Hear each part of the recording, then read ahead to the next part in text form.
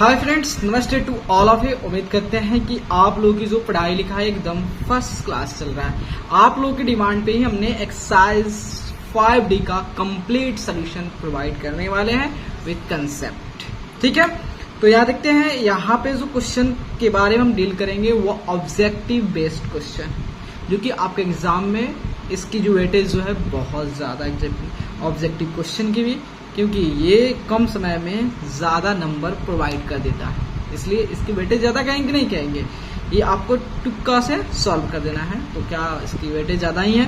तो चलिए स्टार्ट करते हैं। Correct, tick the correct answer in each of the following. ठीक है, तो फर्स्ट क्वेश्चन में कह रहा है कि this is exactly divisible by 3 then the least value of X. देखो, कह रहा है कि भाई कि ये नंबर जो है ना 3 से डिविजिबल है, लेकिन आप देखोगे कि इसमें एक वेरिएबल छुपा हुआ है। तो कह रहा है कि x जब ऐसा कौन सा छोटी नंबर रखोगे ताकि ये किससे डिविजिबल हो जाए, 3 से डिविजिबल हो जाए।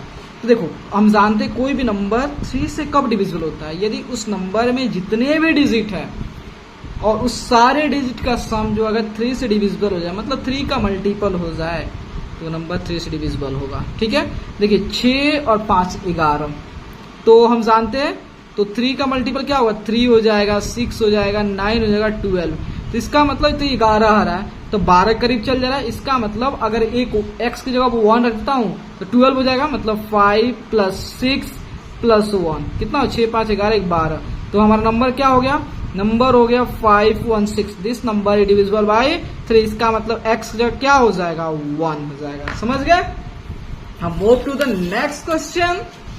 Next question is what. Then इस पेपर को हटाता हूं और इस पेपर को शिफ्ट करता हूं और फिर आपको सोल्यूशन प्रोवाइड करूंगा। ठीक है, तो यहां देखिए, सबसे पहले कह रहा है कि सेकेंड में if this number is exactly divisible by 3 then the least value of y। अब कह रहा है कि ये नंबर जो है 3 से डिविजिबल है। ठीक है, 3 से डिविजिबल है, लेकिन y की ऐसा क्या सबसे छोटी वैल्यू होगी ताकि ये 3 से डिविजिबल हो जाए। तो क्या होगा, तो 6 + 10 जानते हैं, समझाएं फर्स्ट क्वेश्चन में, 6 4 10 10 और 18। हम जानते हैं भाई कि 18 ऑलरेडी जो है 3 का मल्टीपल है और 3 से वो डिविजिबल हो जाएगा।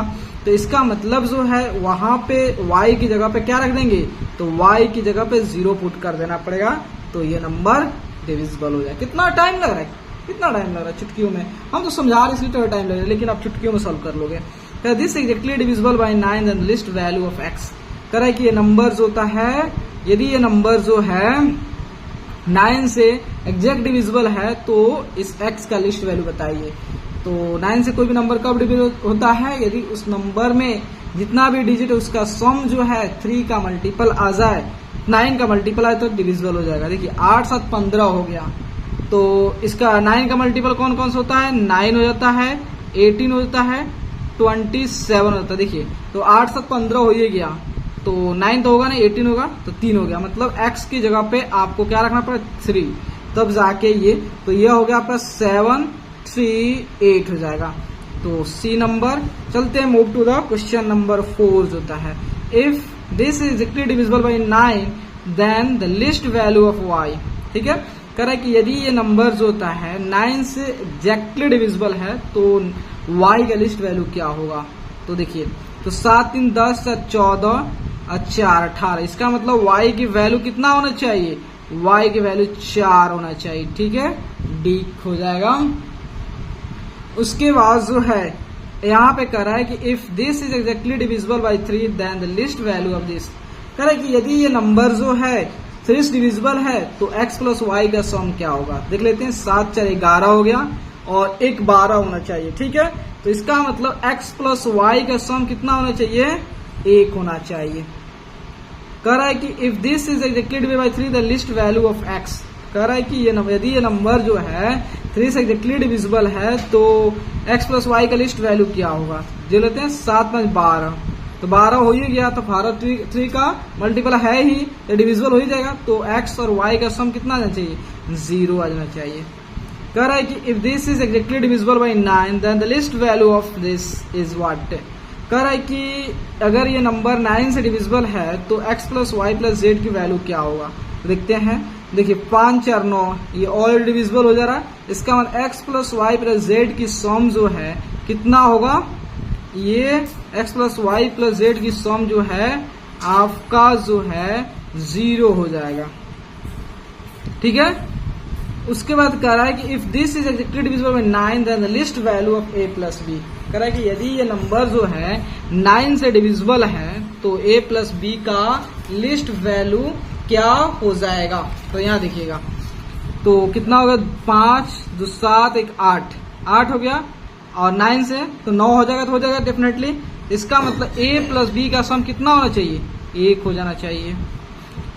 उसके अगर a 4 digit number this is exactly divisible 9 then the least value of x। कह रहा है कि ये नंबर जो है यदि 9 का एग्जैक्ट डिविजिबल है तो x प्लस वाई का वैल्यू क्या होगा। देखो 7 2 9 हो गया, तो एकदम डिविजिबल हो जाएगा ना। इसका मतलब x प्लस वाई का सम क्या होगा, 0 हो जाना चाहिए। भाई समझो, अगर यहाँ 0 कर दिया 2y और 0 कर दिया 270 कर दिया, तो क्या ये 4 डिजिट नंबर है? नहीं है मेरे दोस्त, क्योंकि यहाँ बोला फॉलोइंग 4 डिजिट नंबर, इसका मतलब 0 होगा नहीं। तो नेक्स्ट नंबर 7 2 9, इसका मतलब जो है x प्लस वाई का सम क्या होना चाहिए, 9, तभी जाके वो नंबर डिविजिबल होगा। देखो दोस्त, अगर आप लोगों को वीडियो अच्छा लगे तो चैनल को like subscribe and share please दबा के करिए, क्योंकि इससे मुझे बहुत मोटिवेशन मिलती है। आप और आपकी जो भी ट्यूशन कोचिंग में खर्चे होते हैं सारे को 0 कर दूंगा। कोई खर्च पड़ने की जरूरत नहीं है मैथ का, मैं ऑलरेडी आपके लिए ही आया हूं इंजीनियरिंग करके। ठीक है, तो तब तक के लिए थैंक्स।